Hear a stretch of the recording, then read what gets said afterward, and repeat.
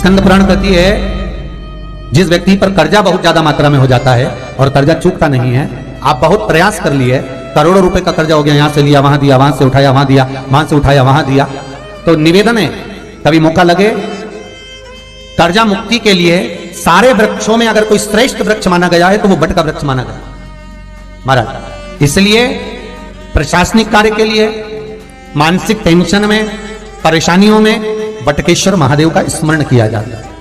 और यदि निवेदन करूंगा बहुत ज्यादा, यदि आपको कर्जा हो गया, बहुत ज्यादा कर्जा हो गया और वो कर्जा चूक ही नहीं रहा, तो थोड़े दिन बड़ के पेड़ के नीचे आप बटकेश्वर महादेव के लिए 1 लोटा पानी, उसमें थोड़ा सा पिसा हुआ चावल पीस के गला लेना चावल को और पीस लेना, पीस के उस पानी में मिला लेना और मिलाकर उसमें थोड़ी सी हल्दी पीसी हुई डालकर बटकेश्वर महादेव के नाम से बड़ के पेड़ के नीचे अपनी कामना कर जो कर्जा हुआ है उस कर्जे का भान देते हुए, स्मरण देते हुए छोड़ दीजिए। महाराज 2 या 3 सोमवार एक ही जगह पर करना, 3 सोमवार बाद वहीं से बड़ के पेड़ की थोड़ी सी जड़ उठा लाना और उस जड़ को एक कोई धागे में बांधकर या तो अपनी गले में डाल लो या अपनी जेब में पटक लो, उसको थोड़े दिन पटक कर रखना, लगभग 2 से 3 महीना पटक कर रखो।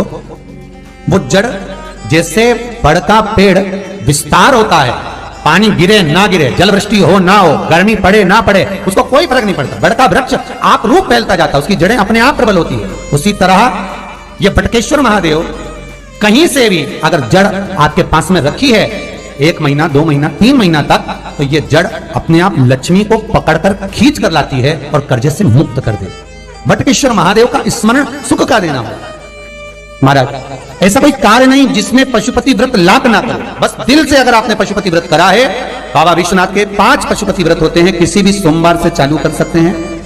बस करना क्या है, सुबह पूजन की थाली लगाकर लेकर जाना है, शंकर भगवान के शिवलिंग की पूजन करना है, मंदिर में अभिषेक पूजन करो, वो थाली वापिस लेकर आ जाओ, घर में रख दो।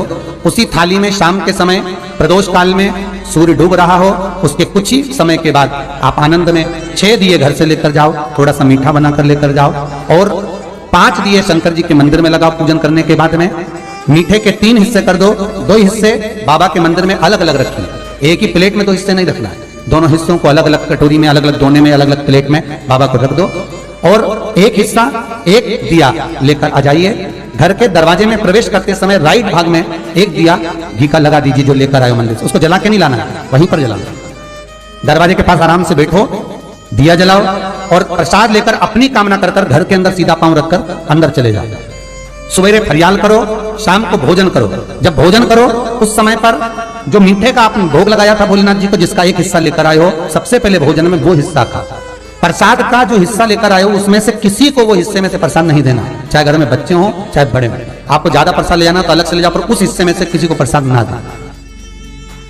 और वो प्रसाद पहले पाकर फिर आप भोजन प्रसादी ग्रहण करें। पर इसका नियम यह है कि प्रसाद जब आप लेकर आते हैं, आपको पहले भी कथा में कहा कि शंकर का प्रसाद रात भर नहीं रखा था। जितनी जल्दी आप प्रसाद का हिस्सा लेकर आए हैं, आधे घंटे के अंदर, पौन घंटे के अंदर आपको वो प्रसाद पाना है और भोजन करना ही है। ये नहीं कि सब आएंगे, इंतजार कर रहे हो, 10 बज गई, 11 बज गई, प्रसाद आपका इंतजार कर रहा है। जो प्रसाद है वो आपकी प्रतीक्षा कर रहा है, आपकी बाट जो रहा, आपका इंतजार कर रहा है। ये नहीं होना चाहिए। महाराज कितना सुंदर कहा है शास्त्रों में कि केवल एक देव अधिदेव महादेव कैसे होते हैं जिनका प्रसाद रात भर नहीं रखा था। कहां से लिया है? प्रसाद लाकर ताजा रहता है जब तक आप खाते हैं, फिर वो फ्रिज में रख देते हैं। फ्रिज में रखा किसी ने खाया नहीं खाया, जितने समय तक फ्रिज में प्रसाद रखा रहता है वो इंतजार करता है कि कोई मुझे प्रसाद भक्षण करे। प्रसाद का मतलब होता है प्रभु का साक्षात दर्शन। प्रसाद का मतलब ये प्रसाद, प्रभु का साक्षात दर्शन।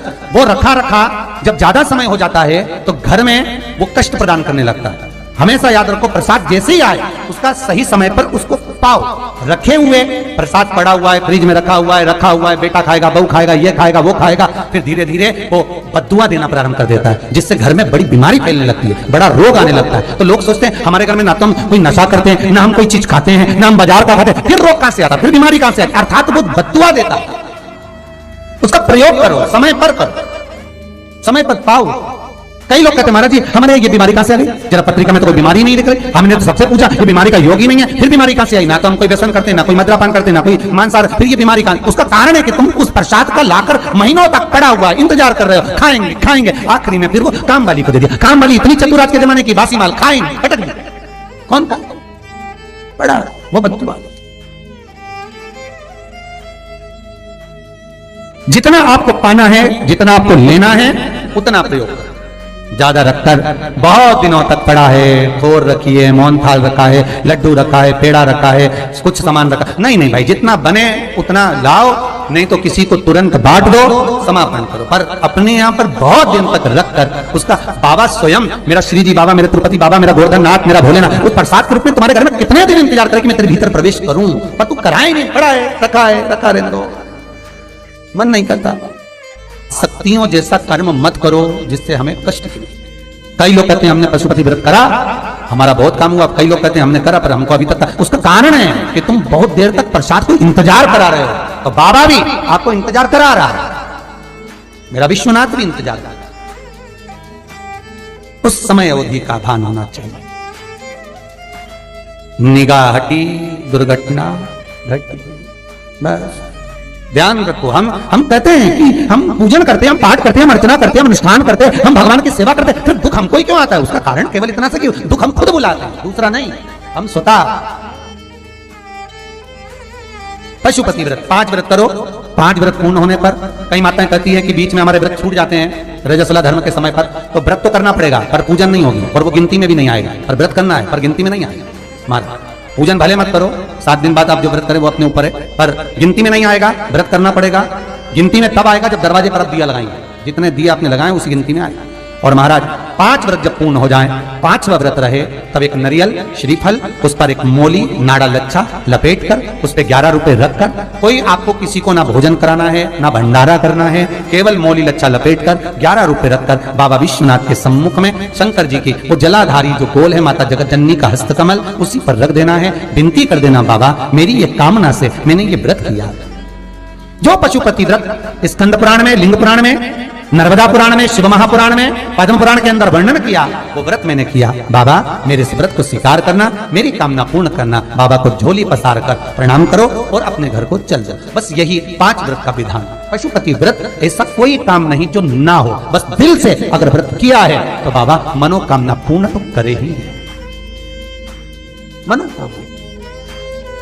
आप हमारे घर के, चाहे घर की धर्मपत्नी हो, चाहे भांजे हो, कोई प्रॉब्लम होती है मुझसे कह देते पशुपति व्रत कर हो जाए। बस पशुपति व्रत में आपका भाव शुद्ध होना चाहिए। निर्मल चित्त निर्मल मन सो मोहि पावा, मोहि छल छिद्र कपट ना भावा। निर्मलता के भाव में भगवान मिल सकता है। और फिर निवेदन करूंगा, 1 लोटा पानी चढ़ाओ ना चढ़ाओ, पर बाबा से दिल से आप मिलो तो एक बार दिल से उससे कहो तो। शिव शंकर का पशुपति व्रत केवल संसारिक मनुष्य ही नहीं करता, ये पशुपति व्रत देवता भी करता। देवता शिव साधारण नहीं है महाराज, उसका स्मरण मात्र। मां पार्वती कोई बेसन का, आटे का उपटन नहीं लगाती थी। मां पार्वती गाय के गोबर को अपने तन पर लगाती थी। उस गोबर का उपटन जो निकाला गया उससे पुतला तैयार करा, जिसको गणेश जी कहा गया। इसलिए हमारे हिंदू धर्म में लोग कहते हैं गोबर गणेश। माता पार्वती ने अपने तन पर से जो उपटन निकाला था, वो गाय का जो गोबर मां पार्वती अपने तन पर लगाती थी, उस गोबर से जो उपटन बना, उस उपटन का गणेश निर्माण हुआ। वही गोबर गणेश कहलाता है। शादी ब्याह में आज भी गोबर गणेश को पूजा जाता है। शंकर को आधा चावल का दाना नहीं चढ़ता, आपको मालूम होगा। शंकर को आधा चावल का दाना नहीं चढ़ता। शंकर को कूटा हुआ नरियल नहीं चढ़ता। शंकर को खंडित बेलपत्र नहीं चढ़ती। शंकर को टूटा हुआ फल नहीं चढ़ता। शंकर को अगर किसी ने एक केले के 2 टुकड़े कर चढ़ा दिए तो वो चढ़ेगा नहीं। शंकर को अगर एक सेब में से 2 टुकड़े कर चढ़ा दिए चढ़ेगा नहीं। शंकर को नारियल फोड़ कर चढ़ा दिया वो चढ़ेगा नहीं। शंकर को बेलपत्र खंडित चढ़ा दी चढ़ेगी नहीं। शंकर को टूटा हुआ चावल